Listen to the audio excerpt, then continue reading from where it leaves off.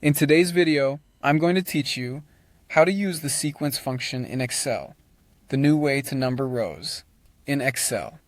First, open your browser and go to my.sharepoint.com. This is where your files are stored online if you're using Microsoft 365. Once you're there, choose the Excel workbook you want to work with. If it opens in the browser, that's perfect.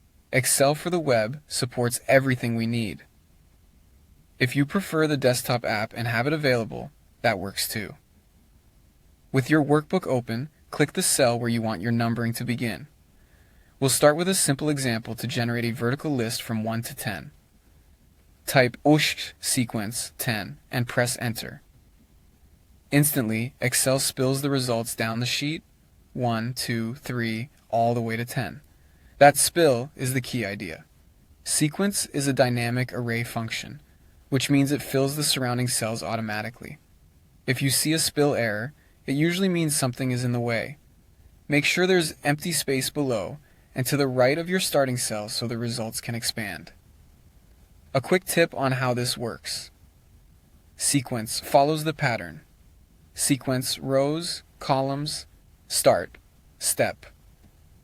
In our first example, we only provided rows, so Excel assumed one column, starting at 1, stepping by 1. It's a fast, reliable way to number rows without dragging the fill handle or writing helper formulas. Now, let's make it a bit more flexible.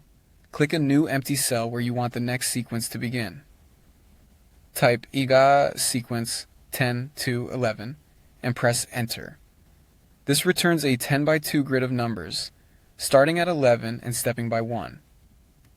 Excel fills the numbers left to right, top to bottom. So you'll see 11 and 12 in the first row, then 13 and 14 in the second row, and so on, giving you 20 consecutive values arranged in 2 columns. This is great when you need multiple numbered columns side by side, or you want to start numbering from a specific value. A few things to keep in mind as you use sequence. It updates dynamically, so if you change the arguments, for example, switching 10 to 25, you'll immediately get more or fewer rows. Because it's formula-driven, your numbering stays consistent even as your sheet evolves. Also, this function is available in modern Excel versions that support dynamic arrays, such as Microsoft 365 and newer standalone releases. And that's it. You went to your online files, opened your workbook, created a simple one-column list with ICAS sequence 10, and built a 2-column grid starting at 11 with ASA sequence 10 to 11. Done. Thanks for watching.